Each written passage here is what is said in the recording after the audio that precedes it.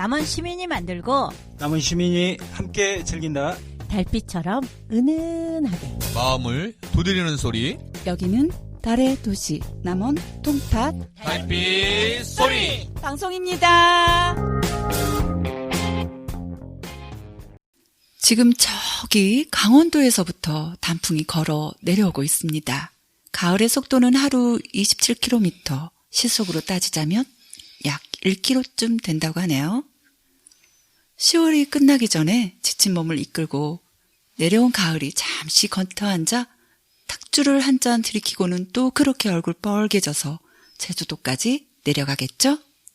비가 잦았던 올해는 단풍이 무척이나 아름다울 것 같은 생각이 듭니다. 비가 많이 내린 불편한 탓에 화려한 가을을 영접하다니 참 세상 일이란 더하고 빼면 결국 같아지는 것이 아닐까요? 쉽게 들뜨거나 쉽게 좌절하지 말자고 가을에게 배웁니다. 또 단풍에게 배웁니다. 여러분 안녕하세요. 달빛소리 방송입니다.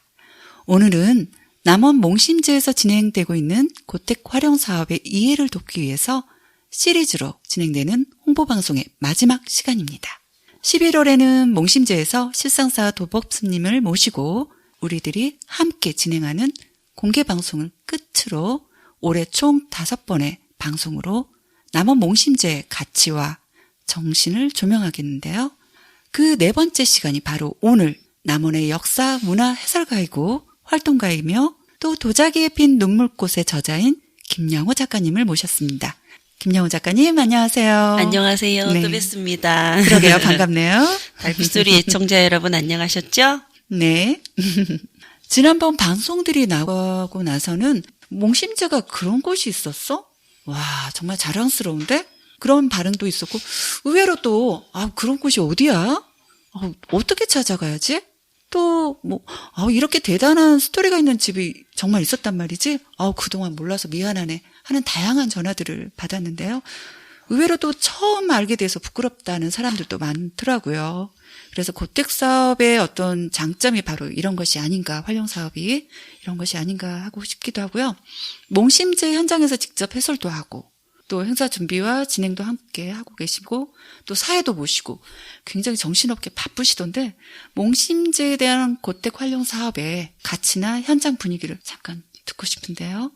네, 맞아요. 몽심제를 남원의 굉장히 중요한 문화재로 알고 있는 분은 얼마 안 되시더라고요. 네. 제가 몽심제를 안 건 10년 전이고 본격적으로 활동한 건 한 5년 전부터 답사단 이끌고 좀 다녔는데 제가 모시고 갔을 때 학생들이든 어른이든 몽심제가 있다라는 걸 아는 사람이 거의 없었어요. 네, 그래서 이번에 이제 문화재청 사업을 하면서 정말 많은 분들이 왔다 가셨는데 다들 몽심제의 가치에 대해서 굉장히 감동을 받으시고 나눔과 배려 정신이 곳곳에 남아 있잖아요. 네. 그런 것들을 보시고 정말 여기는 교육 자원으로서 개발을 많이 해야 된다. 많이 활용해야 된다. 경주 체부자치 부럽지 않다. 이런 얘기를 정말 많이 하셨거든요. 네. 1년 가까이 되고 있는데 1박 2일 프로그램 그리고 당일 2시간짜리 짧은 여행 그리고 5시간짜리 긴 소풍 그리고 그 마을 해설사 양성 과정도 있고요. 음악회도 있고요. 비가 오고 천둥번개가 치고 정말 악천후 이런 날씨도 이어졌고 코로나 때문에도 힘들었는데 다른 문화재 활용 사업보다도 저희 활용 사업이 굉장히 잘 이루어졌어요. 소규모지만 네. 알차게 지금까지 한 번도 거르지 않고 준비된 프로그램을 거의 다 해 나가고 있습니다. 네. 첫 해였는데도 너무 네. 악조건이 많았죠. 정말 많았죠. 코로나에다가 아니 제가 볼 때 또 날씨까지도 도와줬다고 하더라고요. 첫 번째 음악회 하는 날 음악회 천둥번개. 하는 날만 비가 그냥 알고 그러니까요. 쏟아지더라고요. 네. 그런데 네. 고택에서 비 내리는 날 네. 음악회 공연 이런 거 하니까 더 멋있죠? 너무 분위기 정말 좋더라고요. 네. 그래서 좋았어요. 그래서 오히려. 이제 고택 마루를 살려서 마루 위에다 무대를 하니까 더 멋있어서 사람들이 저게 진짜야라고 하는 얘기를 더 많이 들었어요. 덧없는 운치가 흘러내렸을 것 같아요. 네, 그리고 마을 분들하고 같이 협력해서 하는 사업이거든요. 그러니까요. 그래서 마을 이장님부터 부녀회원들 정말 많이 도와주셨고 자기 일처럼 자기 집안일처럼 거기가 죽산박씨 집성촌이잖아요. 네. 다 집안일인 거예요. 그래서 하나같이 팔 걷어붙이고 열심히 해주셔서 하는 사람으로서 굉장히 보람을 느꼈습니다. 네. 음식장만 하시는 분들도 표정들이 굉장히 즐겁고 그죠. 밝더라고요. 먹어본 음식도 사람들 맛있고. 다 감동했죠. 이렇게 맛있냐고. 네. 맞습니다. 문화재청 주관으로 2021년 그 지역 문화재 활용 공모 사업에 제출한 사업도 또 이번에 네. 5건이 모두 선정되었다는 네, 아주 맞아요. 즐거운 소식이 있던데 네, 맞아요. 정말 대단하십니다. 올해 5건 다 했고 내년에도 이제 5건이 다 재선정이 됐어요. 그 5건이 뭐냐면 남원 향교 있죠? 네. 네, 향교, 실상사, 광안루의 밤풍경을 느낄 수 있는 야행, 그리고 생생문화재 사업은 운봉에 황산대첩비하고 동편제 마을이 있어요. 국악의 성리 있잖아요. 네네. 그리고 가야 유적지까지 저희가 이제 교육 사업으로 문화재 사업하고 있고요. 그리고 몽심제 고택 사업하고 이렇게 하면 5개가 됐나요? 그리고 5개 네네네네. 사업이 지금 다 재선정이 돼가지고 오. 네, 특히 실상사하고 향교는 3년째 계속 재선정이 된 거예요. 아니 남원에서 5개나 네. 정말 대단한 사업. 대단하죠. 정말 대단하네. 그래서 그러니까. 문화재청에서 무슨 큰 백이 있느냐 남원은 아무래도 백이 있는 것 같은데요. 그러니까. 이렇게 얘기까지 뒷조사를 좀 해봐야겠어. 하고 있습니다.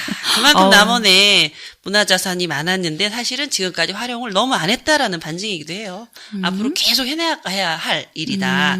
그래야만이 남원이 문화도시로서 제대로 자리매김할 수 있지 않을까 그런 생각이 들어서 더 열심히 하고자 합니다. 네. 지난번에 이제 2회에 걸쳐서 저희가 몽심제 인물 이야기를 들려주셨잖아요. 네. 그렇다면 오늘은 어떤 이야기를 또 들고 오셨나요? 몽심제 인물 이야기하면서 굉장히 감동을 받으셨죠. 당연하죠. 세상에 이런 분들이 다 있어 우리 동네 이러면서. 그러게요. 그리고 지난번에 제가 몽심제 살아계신 인물 중에 박청소 교무님 말씀드렸잖아요. 네. 84세. 노벨 평화사에 노벨 평화상 최종 12후보까지 올라가신 분. 그렇죠. 그분을 제가 만나고 왔지요. 지난주에. 정말요? 죄송합니다. 제가 사실은 회장님한테 네. 말씀드려서 일정을 맞추려고 그랬는데 네. 정말 일정이 안 맞으시더라고요. 그래서 할 수 없이 저하고 그랬구나. 운전기사하고 2명만 갔다 왔는데 정말 나눔과 배려가 몸에 확 그냥 이렇게 스며들어 있고 밝은 기운이 네네. 온몸에 쫙 이렇게 번지는 아기 같으시고 성녀 같으신 분이셨어요. 정말 즐거운 대화를 한 3시간 가까이 했다니까요. 가만히 있어봐. 그러면 네. 오늘 인물 이야기 이어서 오늘 건축에 대한 이야기를 하려고 했는데 아닌데요. 잠시 사이에 틈을 내서 네. 박정수 교무님 네. 말씀을 해드릴까요? 네. 궁금해요.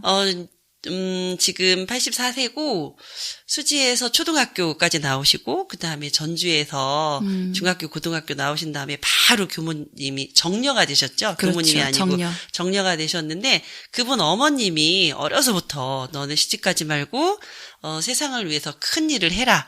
이렇게 그냥 말씀하신 게 아니고 바느질하면서 그냥 두런두런 이렇게 말씀하신 게 아니고 눈을 탁 쳐다보고 아주 다부지게 말씀하셨대요. 너는 절대 시집가지 말고 세상을 위해서 큰일 하면서 살아라. 이렇게 말씀을 하셨대요. 두 따님한테. 그렇게 해서 자기는 평생 당연히 그렇게 교모가 돼야 되는 줄 알고 사셨다는 거예요. 그래서 한눈 한 번도 안 팔고 남자친구 없으셨어요? 그랬더니 한 번도 없었대요. 남자친구가.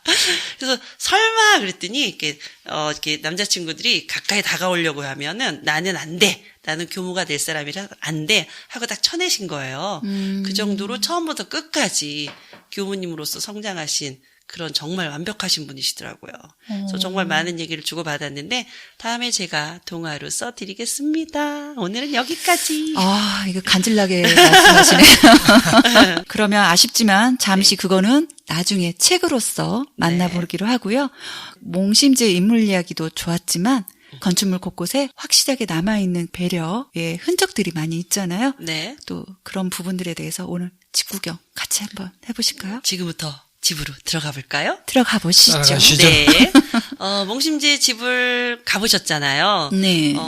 호곡리가 쫙 있으면 큰 길가에서 논길을 따라서 쭉 안으로 들어가는 골목이 있어요. 네. 그 골목길이 내호곡리로 들어가는 길이에요. 그 내호곡리 한 200m쯤 가면은 왼쪽에 커다란 고택이 나오죠. 네. 지금은 주차장으로 되어 있는 그 넓은 곳이 사실은 미나리광이었대요, 옛날에는. 옛날 사진 보면 미나리광이 넓게 있었는데, 그 미나리광을 메꿔서 지금은 주차장이지만, 옛날엔 미나리광에 개구리가 바글바글 울었던 그런 곳에 앞에 이제 고택 250년 된 고택이 있었던 거예요. 아.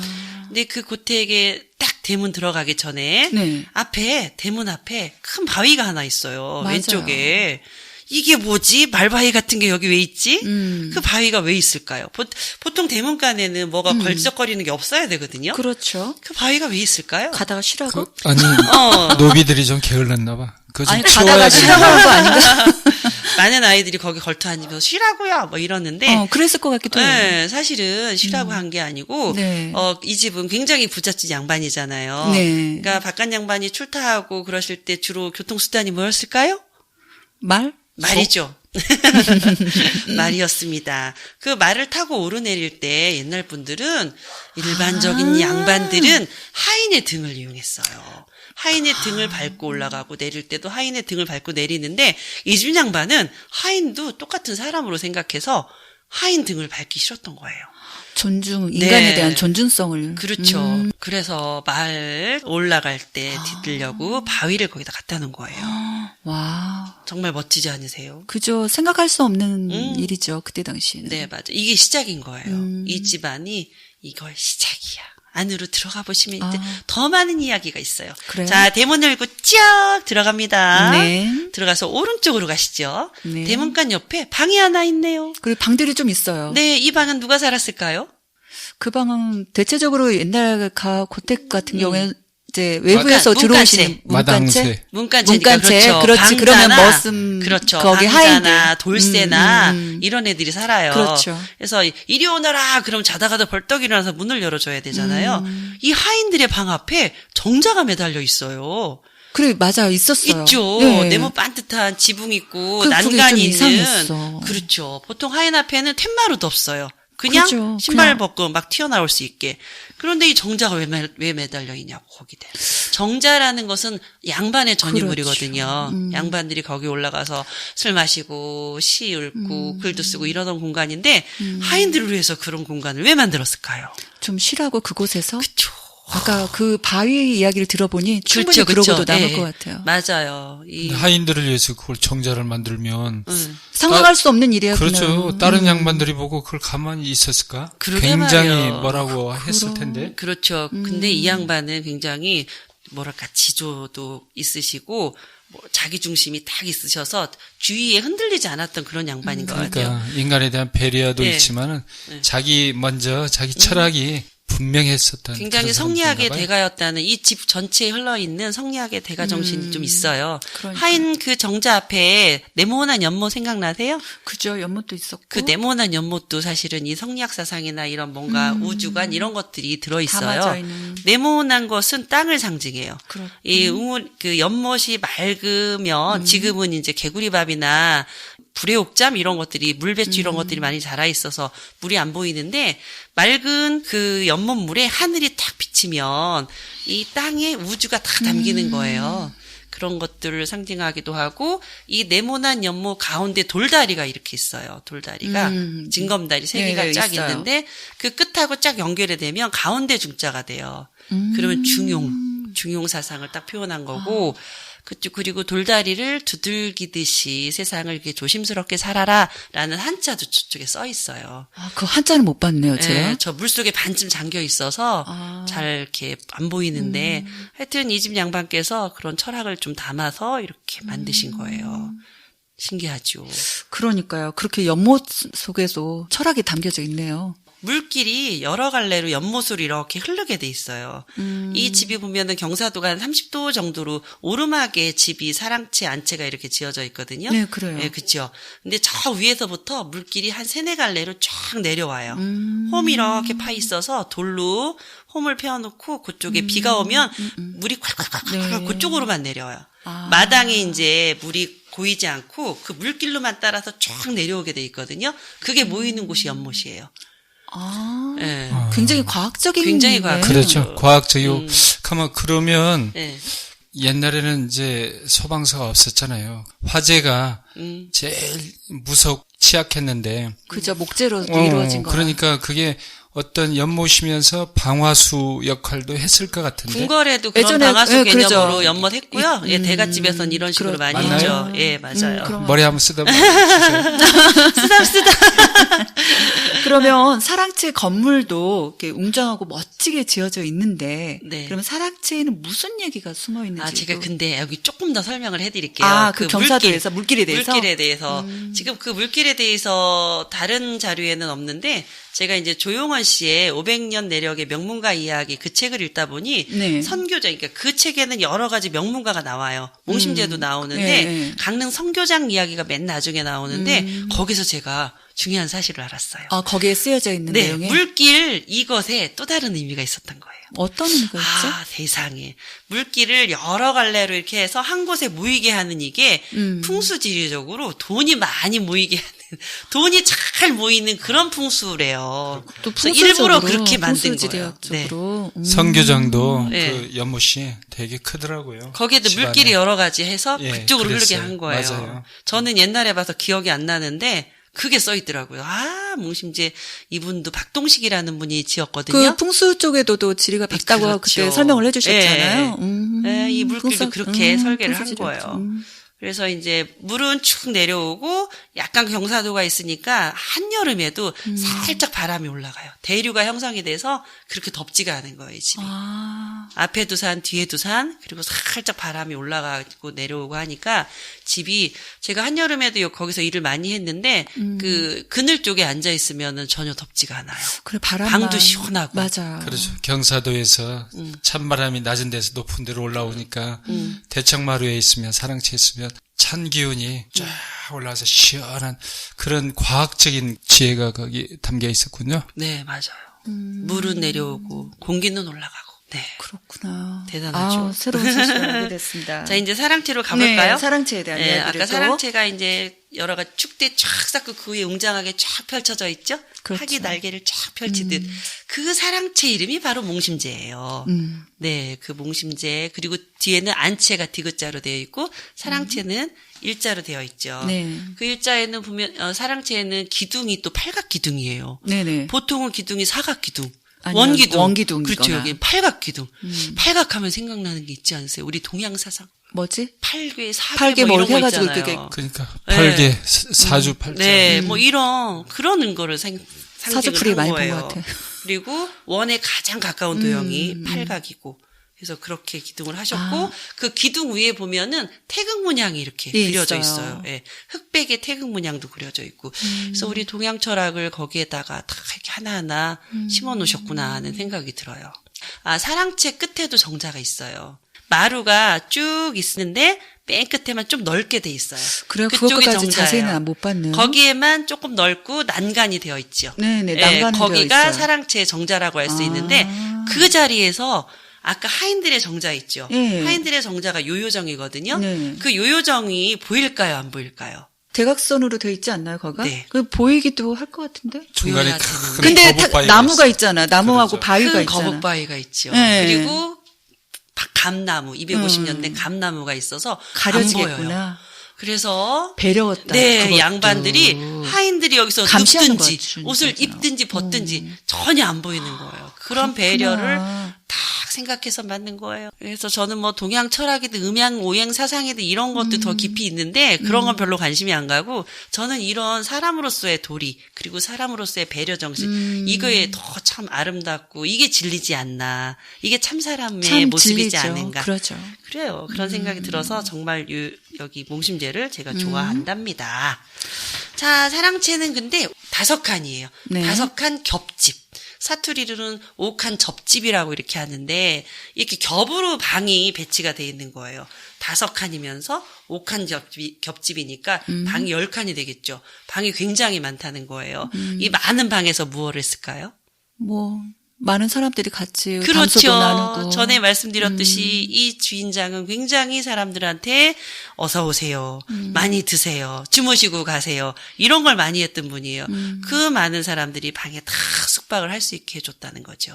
네, 제가 한 10년 전에 몽심제를 처음 갔을 때 사람들하고 소감 나누기를 했는데 네. 몽심제를 한마디로 몽심제는 뭐다 이렇게 이야기하는 그런 걸 했었거든요. 근데 그때 제가 나눴던 얘기가 생각이 나는데 저는 몽심제는 느티나무다 이렇게 했었어요. 와.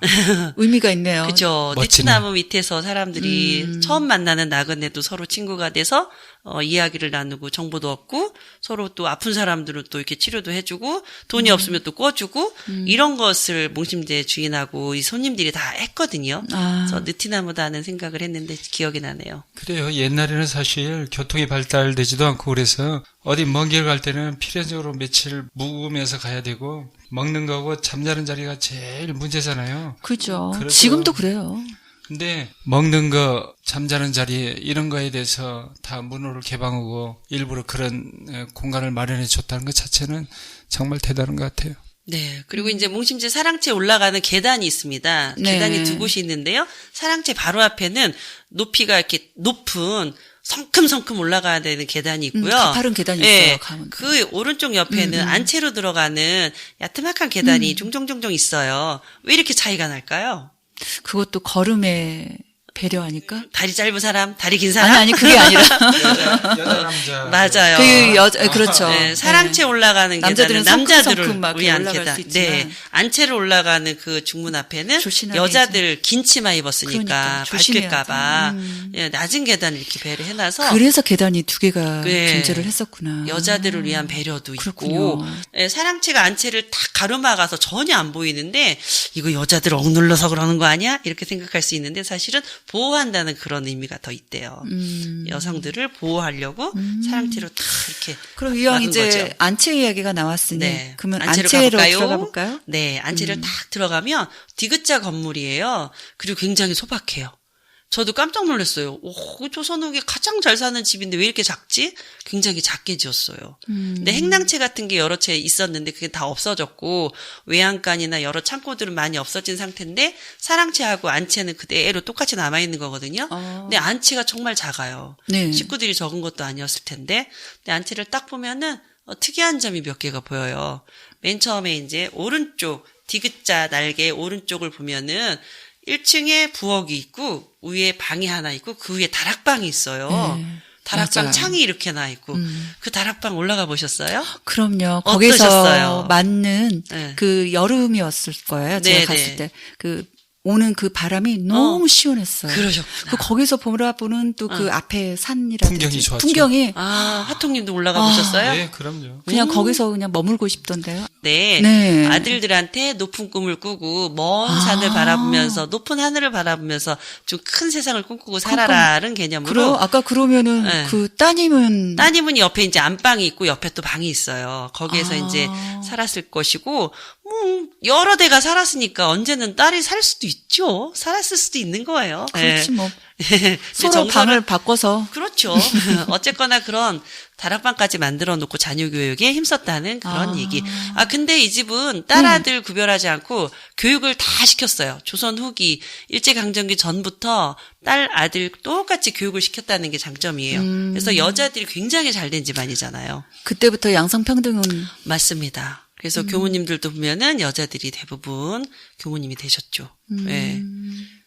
옛날에 조선시대에는 네. 여자한테 글도 안 가르쳤잖아요. 그렇죠. 그러니까 막 들으면 들을수록 이 몽심제한 얘기를 들으면 들을수록 감탄과 감탄이 연이어서 그럼 한 가지 더 이제 터져 나올 것 같아. 그죠. 또 감탄할 일이 있죠. 그래요? 자, 이제 디귿자 이쪽 날개 얘기했고 이제 왼쪽 날개 보면은 이쪽 지붕을 보면 한쪽이 짧고 한쪽이 길어요. 네. 이쪽 지붕은 아들 방 위에 지붕은 똑같거든요. 네. 근데 분명히 이쪽은 한쪽은 짧고 한쪽은 길어요. 또 왜 그것까지 이렇게 자세히 안 봤네. 길게 만들었을까요? 신기하죠? 처마를 덧대서 좀 길게 했더라고. 예, 이중처마를 한 거예요. 비 내림에 좀 원활한 소통. 정말? 아니, 비를 아닐 것 막아주려고. 같은데? 비를 막아주려고. 네, 처마가 짧으면은 그 네. 밑에 무엇이 있을까요? 이거부터 물어볼게요. 그 밑에 뭐가? 그 밑에 그 처마 밑에는 무엇이 있을까요? 제가 본 걸로는 그 안양네들이 여인네들이 네. 뭐 이렇게 양념이나 뭐 이렇게 주방에서 할 수 네. 있는 그런 맞아요. 부엌이 있고 보조 부엌 역할이라고 해야 부엌 되나? 옆에 넓은 마루가 있는 거예요. 음. 넓은 마루 보조 위에 주방처럼. 처마를 길게 놓은 거예요. 그래서 하녀들이 일을 하잖아요. 부엌에서 네네. 하녀들이 일을 하면서 쉴 수 있게 처마를 길게 내리 빼준 거죠. 그래서 아까는 하인들을 위해서 정자를 만들었던 것처럼 여긴 하녀들을 위해서 넓은 부엌을 만들어줘서 거기서 일도 하고 햇볕도 가려주고 비바람도 막아주고 그런 역할을 하는 거예요. 그렇구나. 근데 제가 볼 때는 그 하녀들을 위해서 일할 수 있도록 지붕을 길게 빼서 마루를 만들어줬는데 네. 그 마루가 또 굉장히 커요. 넓어요. 네, 넓었던 넓어서 걸로 기억해요. 저쪽 행랑채에 있던 정자나 거기나 그 요요정처럼 마찬가지 그렇죠. 하녀들이 편하게 쉴 수 쉬루하고. 있는 휴식 예. 공간을 맞아요. 그런 정도의 규모나 그런 정도의 생각이 배려가 담겨 있는 것 같더라고요. 맞아요. 그 부엌 바로 앞에는 또 우물이 있었던 자리가 있어요. 동그랗게 돌로 이렇게 표시되어 있는데 우물이 바로 부엌 앞에 있어요. 만약에 그 자리에 우물이 없다면 동네 우물이 저 위하고 저 밑에 있거든요. 네. 한겨울에 이제 옛날에 고무장갑도 없는데 물동이가 맞아. 항아리잖아요. 그 무거운 물동이고 계단을 막 내려가서 저 위나 저 아래로 물을 이고 지고 막 이러고 왔을 텐데 바로 앞에 우물이 있고 바로 뒤에 장독대가 있고 그 장독대 옆에가 다 채마밭이에요. 거기에서 이제 푸성기를 다 키워서 바로바로 씻어서 요리할 수 있는 동선이 굉장히 짧아요. 그래서 사람들한테 그 설명을 하면 여자들이 다 감탄을 하죠. 세상에나. 그러니까 이제 몽심제 이야기를 자꾸 들으면 들을수록 네. 한 번 더 다시 가봐야겠네. 왜 나 그때는 못 봤지? 이런 생각들이 네. 막 자꾸 들게 만드는 네. 얘기들이 맞아요. 많네요. 아는 만큼 보이니까. 그러니까요. 다시 한번 가보고 그래서 싶네요. 우리가 이런 시간이 필요한 거죠. 네. 네, 이제 하나 더 남았어요. 네. 거기 지붕이 한쪽은 길고 한쪽은 짧았던 그 지붕 밑에 벽에 바로 아래 벽에 구멍이 이렇게 뚫려 있어요. 벽에 구멍이. 쥐구멍? 지구명보다는 100배 정도, 100배는 아니고 10배 정도 커요. 요만한 구멍. 개구멍? 개구멍 사이즈. 그럼 거기로 누가 왔다 갔다 한 거지? 누가 왔다 갔다 했을까, 거기로? 그러게. 고양이일까? 그거는 연기가 나오는 구멍이에요. 아궁이처럼 생겼는데, 사실은 연기가. 땅속에 지난번에 언뜻 얘기를 하신 것 같아요. 그때 공개 방송할 때. 맞아요. 공개 그 방송에. 연기가 밖으로 새어나가지 않게 보통 굴뚝은 굴의 높죠. 그 운조루처럼 저기 연기를 감추기 위해서 네, 그렇죠. 맞아. 밑으로 연기를 이제 생각나네. 깔기 그렇죠. 위해서. 괜찮은 양반집들은 자기들이 삼시세끼 밥을 먹으니까 저 멀리서 굽는 사람들을 위해서 찢는 연기를 안 보이려고 이게 낮게 굴뚝을 만들거든요. 그러면 여기서 이런 생각할 수 있죠. 왜 연기를 감춰? 쌀을 나눠주면 되지. 그런 생각. 그렇구나. 그래서 쌀을 나눠주는 사람이 그러면 더 단수가 더 맞아요. 위네. 그럼 쌀을 나눠줬을까요? 안 그러면 나눠줬을까요? 거기 그랬어요? 나눠줬죠. 그 증거도 있죠. 네, 뒤집잖아요. 바로 옆에 보면은 뒤즈는 이제 운조루에 있는 운조루고, 거고 그럼 이거 여기 뭐 있었지? 몽심제는 안쪽에 항아리였나? 창고가 있어요. 큰 창고가. 창고. 네. 큰 그래요? 왼쪽에 보면은 문이 닫혀 있는 비밀번호가 있는 문이 닫혀 있는 창고가 있어요. 거기가 몽심제 보물 창고입니다. 그 문을 쫙 열면 옛날 물건들이 쫙 전시돼 있어요. 전시까지는 아닌데 모아져 깔끔하게 모아져 있는데 일제 시대 때 책이나 가방이나 무슨 뭐 나무 책상이나 은숟가락 세트 이런 것들이 있는데 거기 안에 보면 큰 멍석이 있는데 그냥 쫙 펼쳐지는 멍석이 아니고 원기둥처럼 벽이 있는 멍석이 있어요. 저도 여기서 처음 봤는데 그게 굉장히 넓어요. 그래서 쌀 한 20가마 정도를 풀어놓을 수 있는 그런 멍석이래요.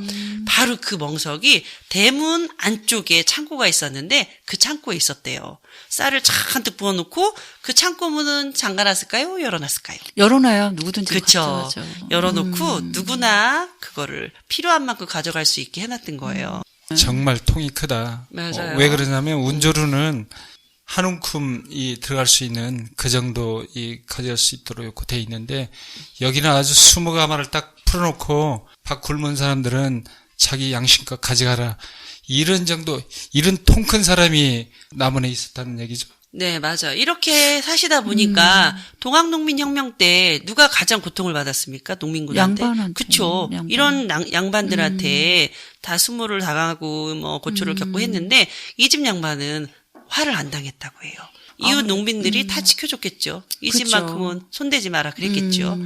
그러니까 나눔과 배려를 실천을 하면 목숨도 부지하고 잘 살 수 있다. 이런 걸 우리가 배울 수 있죠. 네, 오늘 몽심제에 얽힌 이야기를 끝이 없어요. 너무 날 셀까요, 오늘? 그러게요. 그러다 보면 다 했습니다. 그리고 근데 앞에 이제 시간 관계상 수지 초등학교도 오늘은. 세웠잖아요. 네, 이 집안에서. 그렇죠. 그러니까 자녀 교육을 우리 아이만 좋은 선생님 모셔다가 우리 아이만 교육시키고 또 멀리 좋은 학교 찾아가서 이렇게 교육시키고 이래야 된다는 생각이 없이 이 동네 아이들과 함께 같이 교육을 해야 되겠다 해서 학교를 세우셨다고 하더라고요. 그때부터 교육 공동체가 시작이 됐네요. 그러니까 평등 사상이 그러니까 남녀 평등, 이웃과 나와의 평등 이런 사상이 그냥 있었던 거예요. 예. 오늘 몽심제 이야기를 들으면서 계속 터져 나오는데 이걸 어떻게 막을 수가 없네요. 하지만 시간 관계상 제가 막겠습니다. 네, 그러게요. 지금까지 몽심제 인물 이야기 그리고 이렇게 네. 집안 이야기까지 다 했는데요. 네. 벌써 4번째 제가 여러 가지 이야기를 해드린 것 같아요. 이렇게 길게 불러주셔서 감사드리고요. 오히려 저희가 감사합니다. 다음에 박정수 교모님 책 나오면 또 불러주세요. 네, 그럼요. 달빛송심이 방송이 없어지지 않기를 기대하겠습니다.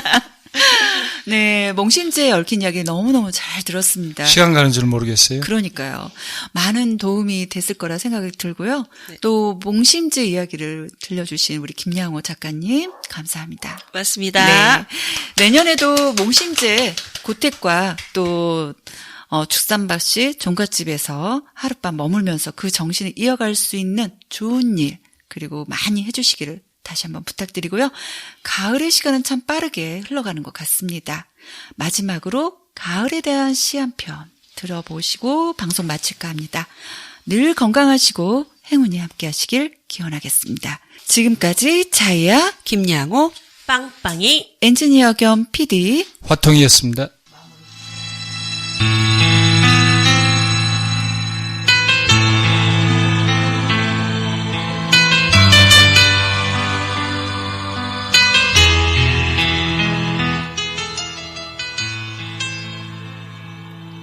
저 가을 속으로 박정만 사랑한다. 사랑한다. 눈부신 꽃잎만 던져놓고 돌아서는 들끓는 마음속 벙어리같이 난 오늘도 담 넘어 먼 발치로 꽃을 던지며 가랑잎 떨어지는 소리를 낸다. 내사 짓밟히고 묻히기로 어차피 작정하고 떠나온 사람. 왜 기러기 눈썹줄에 길을 놓아 평생 신랄 같은 울음으로 이어갈 것을. 사랑의 높은 뜻은 비록 몰라도 어둠 속 눈썰미로 길을 짚어서 지나가는 길섬마다 한 방울 청욱 같은 눈물을 놓고 갈 것을. 머나먼 서영만리 저 눈부신 실크로드에 가을이 기우뚱 기우는 저 어둠 속으로.